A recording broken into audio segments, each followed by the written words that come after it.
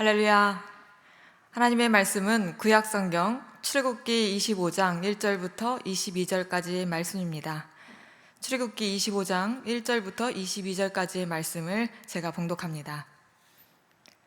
여호와께서 모세에게 말씀하여 이르시되 이스라엘 자손에게 명령하여 내게 예물을 가져오라 하고 기쁜 마음으로 내는 자가 내게 바치는 모든 것을 너희는 받을지니라. 너희가 그들에게서 받을 예물은 이러하니 금과 은과 놋과 청색 자색 홍색 실과 가는 배실과 염소털과 붉은 물 들인 수량의 가죽과 해달의 가죽과 조각목과 등유와 관유에 드는 향료와 분향할 향을 만들 향품과 호마노며 에봇과 흉패에 물릴 보석이니라. 내가 그들 중에 거할 성소를 그들이 나를 위하여 짓되 무릇 내가 내게 보이는 모양대로 장막을 짓고 기구들도 그 모양을 따라 지을지니라. 그들은 조각목으로 궤를 짜되 길이는 2규빗반, 너비는 1규빗반, 높이는 1규빗반이 되게 하고 너는 순금으로 그것을 싸되 그 안팎을 싸고 위쪽 가장자리로 돌아가며 금테를 두르고 금고리 넷을 부어 만들어 그 네 발에 달되 이쪽에 2고리 저쪽에 2고리를 달며 조각목으로 채를 만들어 금으로 싸고 그 채를 궤의 고리에 꿰n 대로 두고 빼내지 말며 내가 내게 줄 증거판을 궤 속에 들지며 순금으로 속죄소를 만들되 길이는 2규빗반 너비는 1규빗반이 되게 하고 금으로 그룹 둘을 속죄소 두 끝에 쳐서 만들되 한 그룹은 이 끝에 또 한 그룹은 저 끝에 곧 속죄소 두 끝에 속죄소와 한 덩이로 연결할지며 그룹들은 그 날개를 높이 펴서 그 날개로 속죄소를 덮으며 그 얼굴을 서로 대하여 속죄소를 향하게 하고 속죄소를 궤 위에 얹고 내가 내게 줄 증거판을 궤 속에 넣으라. 거기서 내가 너와 만나고 속죄소 위 곧 증거궤 위에 있는 두 그룹 사이에서 내가 이스라엘 자손을 위하여 내게 명령할 모든 것을 내게 이르리라. 아멘. 오늘 본문은 첫째로 시내산에서 하나님과 언약을 맺은 백성들에게 하나님이 그 백성들과 만나 주실 성소를 짓기 위해서 예물을 받도록 명령하시는 장면이 등장합니다. 2절에는 기쁜 마음으로 내는 자가 내게 바치는 모든 것을 받으라고 말씀하고 있는데요. 사실 아무거나 다 낸다고 되는 것이 아니고 3절부터 7절 말씀을 보면은 하나님께서 예물의 종류를 지정하신 것을 우리가 알 수가 있죠. 여기에 등장하는 예물들을 잘 살펴보면은 그것들은 성소와 또 그 안에 들어갈 각종 기구들 그리고 제사장 옷을 만들 재료들이라는 것을 우리가 알 수가 있습니다. 무작위로 예물을 받는 것이 아니라 성소를 세울 때 필요한 것들을 예물로 받으신 것이죠. 하나님의 관점에서는 그것이 바로 2절의 표현대로 모든 것이 되는 것입니다. 제가 해외에 있을 때 무슨 행사 같은 것을 하려다 보면은 현지에서 구하기 어려운 물품들이 있었는데요. 그런 것들은 한국에서 주문해서 받아 쓰고는 했습니다. 본문에 나오는 예물 역시 쉽게 구하기 어려운 것들임을 우리가 알 수가 있죠. 그런데 이 명령이 이루어질 당시에 이스라엘 백성들은 시내산에 있었습니다. 그곳은 어떤 큰 도시가 있다든지 그래서 무역이 이루어지고 귀한 물건들을 사고 팔 수 있는 그런 곳이 아니었습니다. 그러니까 이 물품 없는데 주문해야 되겠어 이런 상황이 아니라는 것이죠. 애굽에서 지금 험악하게 탈출을 했고 오는 길에 전쟁도 하고 이랬는데 물품 없다고 애굽에 주문을 한다든지 이럴 수가 없는 상황입니다. 더욱이 신의 광야는 허허벌판이었다고 해도 과언이 아닌데요. 그들이 가지고 있는 것이라고는 애굽에서 탈출할 때 들고 나왔던 것이 전부입니다. 그 가운데서 예물을 내게 하시는데 놀랍게도 하나님께서 지정하신 그 모든 것들이 그들의 수중에 있었다는 것입니다. 어떻게 그것이 가능하냐 하면 하나님은 이스라엘 백성들이 애굽을 탈출할 때 그저 빈손으로 나오게 하지 않으시죠. 출애굽기 11장 2절과 3절을 보면 각기 이웃들에게 은금 패물을 구하게 하라 하시더니 여호와께서 그 백성으로 애굽 사람의 은혜를 받게 하셨고라고 말씀합니다. 노예 생활을 하던 그들에게 무슨 귀한 것들이 그렇게 다양하게 있었겠느냐 하겠지만은 하나님은 그들을 빈손으로 나오게 하지 않으셨고 당시에 귀하게 여기는 은금, 폐물을 얻어서 나오게 하십니다. 그리고 그들이 얻은 것들 안에 성소를 지을 때 필요한 모든 것이 있었던 것입니다. 오늘날 현대 교회는 많은 것들을 필요로 합니다. 새로운 프로그램, 다양한 재능이 있는 사람들, 여러 가지 기술력 등, 그리고 그런 것들이 없을 때는 외부에서 가지고 오려고 노력을 하기도 하죠. 그러나 과거나 현재나 동일한 것이 한 가지가 있습니다. 하나님께서 가장 중요하게 여기시는 한 가지 일은 우리 가운데에 거하실 성소를 짓는 일이라는 것입니다. 에베소서 2장 22절에서는 너희도 성령 안에서 하나님이 거하실 처소가 되기 위하여 그리스도 예수 안에서 함께 지어져 가느니라 말씀합니다. 주님의 죽으심으로 인해서 이 구약의 성소는 이제 우리 믿는 자들 가운데에 우리의 심령 속에 지어지기 시작했습니다. 성소가 정교하게 세심하게 지어지기 위해서 다양하고 귀한 것들이 필요하면은 틀림이 없습니다. 그런데 중요한 것은 하나님이 지정하신 그 모든 것들은 바로 우리 가운데에, 신앙 공동체 가운데에 다 있다라는 것입니다. 성도가 아직 주님을 믿지 않고 애굽 생활, 즉 죄의 종노릇을 하는 동안에 우리는 세상에서 많은 것들을 배우고 익히고 가졌습니다. 그리고 마침내 하나님께서 우리를 사단의 권세에서 아들의 나라로 옮기실 때에 우리는 애굽에서 가졌던 것을 다 놓고 나온 것이 아니죠. 그것들은 우리의 수중에 있습니다. 그것이 재능이 될 수도 있고 지적 훈련이나 재물이 될 수도 있고 시간이 될 수도 있습니다. 하나님은 신앙 공동체 가운데 있는 그것들 중에서 기쁜 마음으로 내는 자가 내게 바치는 모든 것으로 하나님께서 거하실 처소를 짓기를 기뻐하는 분이시라는 것입니다. 물론 하나님은 우리가 이 땅에서 걱정 없이 먹고 사는데 필요한 그런 모든 것들을 공급하지는 않으셨을지도 모릅니다. 그러나 분명한 것은 우리 자신이 하나님의 성소로 지어져 가는데 필요한 모든 것은 공급해 주셨다는 것입니다. 그래서 우리는 신앙생활을 함에 있어서 불안해할 필요가 없습니다. 하나님을 만나는 데 필요한 모든 것들은 이미 우리에게 있습니다. 우리 공동체가 어떤 부분이 부족해서 또는 나에게 뭔가 부족해서 뭐가 빠져서 더 채워놓을 게 있어서 하나님을 더 깊이 만나지 못하는 것이 아니라는 것이죠. 우리에게 부족한 것이 있다면 그것은 오늘 본문 말씀에 있습니다. 2절을 다시 한번 읽어보도록 하겠습니다. 이스라엘 자손들에게 명령하여 내게 예물을 가져오라 하고 기쁜 마음으로 내는 자가 내게 바치는 모든 것을 너희는 받을지니라. 우리가 하나님께 예물을 가져가지 않았든지 아니면 기쁜 마음으로 내지를 않았던 것이죠. 하나님은 우리가 하나님께서 거하실 만한 처소가 되게 하기 위해서 내게 없는 것이 아니라 내게 있는 것 중에서 무언가를 원하십니다.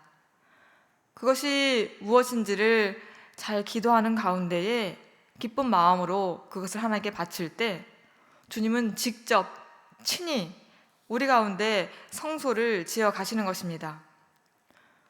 물론 우리가 하나님을 만나기 위해서 매일 정성된 마음으로 여러 가지 노력을 한다 해도 때로는 과연 내가 잘하고 있는 것이 맞나 이런 생각이 들 때도 있습니다. 그런 의문이 드는 주된 이유는 주님께서 건축하시는 그 성전이 우리 눈에 보이지 않고 또 우리의 생각과도 다르기 때문이죠. 그러나 분명한 것은 하나님의 성전은 하나님을 위한 것이고 하나님께서 지정하신 모양대로 하나님의 계획에 따라 정교하게 세워져 나가고 있다는 것입니다. 우리는 이 예물에서 또 한 가지 사실인 공동체성을 발견할 수가 있습니다. 성소가 지어질 예물은 어느 한 사람이 소유한 것이 아니었죠. 성소는 공동체의 모든 구성원이 각자 가진 대로 각기 드린 것을 다 합한 결과로 세워진 것입니다. 즉, 성소는 결코 개인화될 수가 없다라는 것이죠. 내 안에 어떤 나만의 성전이 세워지고 모든 그리스도인들이 각각 하나하나의 성전이 되는 것이 아니라는 말입니다. 성도가 하나님이 거하시는 신령한 집으로 지어져 가는 것은 분명한데, 그 집은 예수 그리스도를 모퉁이 돌로 하는 전체 성도로 이루어진 집입니다. 우리는 그 집의 한 부분, 하나의 벽돌이라는 것입니다. 그래서 베드로전서 2장 4절 5절에서는 사람에게는 버림받았으나 하나님께는 택하심을 입은 보배로운 산 돌이신 예수께 나아가서 너희도 산 돌같이 신령한 집으로 세워지고 라고 말씀합니다. 코로나 시대에 온라인 처치가 유행하고 가난한 성도들은 온라인 예배만으로 성도의 도리를 다했다고 굳게 믿고 있지만, 그것은 결코 성경적인 성소관을 반영하지 않습니다. 하나님은 공동체를 통해서 공동체에 말씀하시며 공동체에 드려진 각종 예물의 합이 참된 성소의 기능을 하게 하는 것입니다. 그 예물은 예배와 어떤 경건의 훈련과 성도의 교제와 섬김, 그 모든 것들이 아우러진 것입니다. 그러므로 교제와 섬김이 빠진 개인 예배, 개인 신앙생활은 온전한 성도의 생활이라고 할 수가 없다라는 것이죠. 반대로 여러 모양으로 이루어지는 성도의 교제와 모든 섬김의 손길들은 성소를 성소되게 하는 귀한 예물이 됩니다. 코로나 시대이기 때문에 우리가 만나기가 쉽지 않지만 줌이라든지 여러 온라인 채널로 교제 나누기를 힘쓰고 또 묵묵히 섬김의 자리에 있는 성도 여러분, 하나님은 우리가 그의 이름을 위하여 나타낸 사랑으로 이미 성도를 섬긴 것과 이제도 섬기고 있는 것을 잊어버리지 아니하시는 분이라는 것을 기억하시기 바랍니다. 우리의 모임과 섬김은 교회를 교회되게, 성소를 성소되게 하는 예물임을 기억함으로 끝까지 소망의 풍성함에 이르는 저와 여러분 되기를 소망합니다. 두 번째로 본문 10절부터 22절까지는 하나님이 만나주시는 곳인 언약궤 위 속죄소를 이제 어떻게 만들지를 말씀하고 있습니다. 하나님께서 언약 백성과 만나주실 장막은 두 부분인 성소와 지성소로 나누어져 있었습니다. 제사장들이 들어가는 곳은 이 성소 부분이었고, 더 깊은 안쪽에 휘장으로 가려진 지성소를 만들게 하시는데요. 여기는 모세를 제외하고는 대제사장만이 1년에 하루 들어갈 수가 있었습니다. 이 지성소에 들어가는 물건이 바로 언약궤인데요. 이 언약궤의 모습을 오늘 본문에서 상세하게 묘사하고 있죠. 언약궤는 위가 뚫린 상자 모양인데, 거기에 시내산에서 모세가 받은 증거판, 돌판, 이것을 넣으라고 합니다. 그리고 이제 그 상자 위에 뚜껑처럼 덮을 것을 제작하라고 하는데, 그 이름이 속죄소입니다. 속죄소는 시은좌, 즉 은혜의 자리라고도 하는데요. 왜냐하면 이 속죄소 위에 죄를 대속하는 피를 뿌림으로 모든 언약 백성의 죄를 속하게 되기 때문입니다. 죄를 속하는 그곳이 바로 은혜의 자리인 것이죠. 이 언약궤와 속죄소의 묘사를 통해서 우리는 하나님께서 어떻게 우리와 만나 주시는지를 엿볼 수가 있습니다. 언약궤 안에 돌판이 보여주는 것은 먼저 하나님은 공의의 하나님이시라는 것입니다. 하나님은 언약 백성이라고 해서 덮어놓고 용서해 주신다든지 사랑으로 다 품어주시는 그런 분이 아니라는 것이죠. 모세에게 주어진 증거판은 율법 전체를 상징하는데요. 율법은 하나님께서 우주의 질서를 만드시고 관장할 뿐만 아니라 인간 세계 속에 선악의 분명한 심판의 기준을 가진 분이라는 것을 알려주고 있습니다. 그 기준에서, 그 하나님이 제정하신 기준에서 어긋나는 순간 인간은 부정해지고 그 모습 그대로 하나님께 나아갔다가는 죽임을 당하고 마는 것이죠. 그래서 필요한 것이 바로 무죄한 대속의 피입니다. 하나님께서 제사 규정을 주신 것은 무슨 피를 좋아해서도 아니고 또 짐승의 고기를 좋아해서도 아닙니다. 자기를 대신해서 죽을 수밖에 없는 그 짐승의 죽음을 목격하면서 가슴을 치면서 죄를 회개하라는 것이죠. 그래서 주님은 제사 규정을 주시면서 인간이 제사로 짐승을 죽이면서 회개하기는커녕 그 생명을 경시하는 일이 발생할까봐 경계의 말씀도 함께 주십니다. 그런데 하나님께서 만나주시는 이곳은 속죄소 위이고 그 아래에 언약궤 안에 율법이 있습니다. 즉 다시 말하면 대속의 피 아래에 율법이 있다라는 것입니다. 인간은 아무리 율법을 철저히 다 지키려고 해도 단 한 명의 의인도 배출해낼 수 없는 존재지만 하나님께서는 이미 그것을 다 아셨고 말세에 아들을 보내셔서 속죄소 위에 무죄한 피를 흘리심으로 단번에 영원한 제사를 드리셨습니다. 그래서 주님의 십자가는 속죄소, 속죄의 자리이면서 시은좌, 은혜의 자리가 됩니다. 영단번의 제사가 드려질 때 성소의 휘장은 위에서 아래로 찢어졌습니다. 만약에 우리가 인간 세계에서 누군가 그것을 찢으려 했다면 아래에서 위로 찢으려는 흔적이 보였겠죠. 그러나 그것은 오직 하나님께서 하늘에서부터 이루어진 위에서 아래로의 사건이었습니다. 그래서 이제 대제사장만이 들어가던, 그래서 만나던 그 임재의 자리에 주님을 믿는 사람들이 초대받고 있는 것입니다. 누구든지 예수 그리스도를 믿는 자마다 하나님은 그를 만나주시되 십자가를 통과해서 하나님의 보좌 앞으로 나아가는 권세를 받게 된 것입니다. 그 하나님의 보좌 앞에는 그룹들이 있습니다. 끊임없는 천사들의 찬송과 함께 하나님의 영광의 광채가 있는 그곳. 모세가 하나님을 뵙고 내려올 때 그 모세의 얼굴에서 빛이 나서 수건으로 가렸다고 기록되고 있는데요. 신약시대는 예배의 자리에 나아가서 하나님의 임재를 경험한 모든 성도의 얼굴에 이제 그 빛이 동일하게 나게 되는 것입니다. 그래서 주님은 마태복음 5장 14절에서 너희는 세상의 빛이라 산 위에 있는 동네가 숨겨지지 못할 것이요 말씀합니다. 사람은 빛이 될 수 없지만 주님을 만난 그 사람은 하나님의 영광의 광채를 그 얼굴에서 반사하게 되는 것이죠. 하나님의 임재가 머무는 공동체는 산 위에 있는 동네와 같습니다. 칠흑같이 어두운 밤에 산 위에서 빛을 내고 있는 그 동네를 세상은 주목하게 되어 있습니다. 그런 가운데 신앙 공동체는 어떤 삶을 살아야 할까요?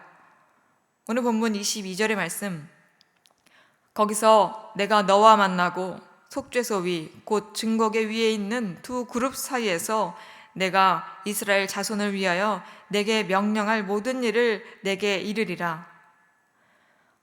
하나님의 임재가 있는 그곳에서 하나님께서 우리가 행할 일들을 말씀하실 때 성령의 능력으로 그 말씀을 준행해야 합니다. 그럴 때에 성도의 삶은 참으로 어둠 가운데 있는 빛이요 소금이 되고 세상으로 하여금 하나님께 영광을 돌리게 만드는 제사장적인 인생이 되는 것입니다.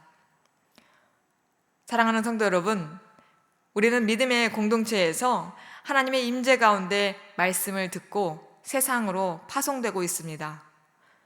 그 하나님의 보내심의 목적이 선명하게 이루어질 수 있도록 오늘도 하나님의 보좌 앞에서 그 임재의 광채를 누리시는 저와 여러분 되기를 소망합니다. 기도하겠습니다.